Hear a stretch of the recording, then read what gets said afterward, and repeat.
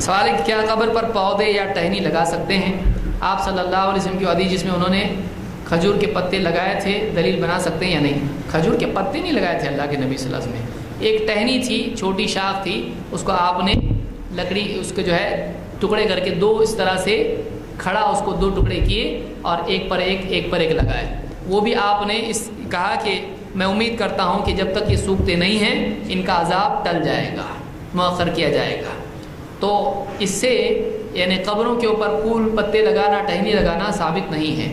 اللہ کے نبی صلی اللہ علیہ وسلم کے صحابہ ایسا نہیں کرتے تھے کہ جنازہ ہونے کے بعد، دفن ہونے کے بعد اس کے اوپر ٹہنی لگائیں. اس طرح کا ثبوت صحابہ سے نہیں ہے.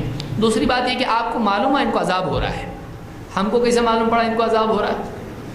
اور وہ بھی جا کے اولیاء پہ پھول چڑھانا اور یہ دلیل دینا، تو یہ عذاب کی دلیل ان کے لیے، اولیاء کے لیے. ہمارا عقیدہ ہے کہ اولیاء کی قبروں میں تو لذتوں میں جنت کی کھڑکی کھلی ہوئی ہے. جو واقعی اللہ کا اولیاء اس کے ساتھ تو یہ معاملہ ہو رہا ہے.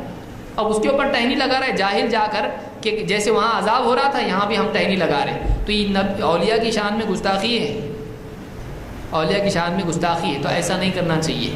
کوئی آدمی کہے کوئی شرابی اگر مر گیا، کوئی جواری مر گیا تو کریں گے. آپ کو کیا معلوم اس کو عذاب ہو رہا؟ ہو سکتا ہے توبہ کی ہو سکتا ہے توبہ، ہو سکتا ہے اللہ نے معاف کیا ہو. تم کو کیا معلوم ہے؟ عذاب ہو رہا ہے معلوم ہے تو کر سکتے ہیں. اور اگر واقعی ایسا ہوتا تو صحابہ کرتے. معلوم ہوا کہ نبی صلی اللہ علیہ وسلم کے ساتھ یہ عمل کیا ہے؟ خاص ہے. یہ دوسروں کے لیے گنجائش نہیں. تو اتنا پیارا نیک تو لگا رہا ٹہنی اس کے اوپر. نبی کا عمل، بہت سارے لوگ کو سنت بتائیں گے نبی کی برابری کر رہے گے، اور تو ٹہنی لگا رہا نبی کی برابری تو کرنا. وہاں چل جاتا، وہاں برابری نہیں ہو رہی. اور سنت بتائے تو نبی کی برابری کون کر سکتا ہے؟ یہ ساری چیزیں چھوڑنا چاہیے آدمی کو. شرافت سے آدمی قرآن و سنت کا علم حاصل کرے، اس پہ عمل کرے. اللہ تعالیٰ سمجھ عطا فرمائے. اقول قولی ھذا واستغفر اللہ لی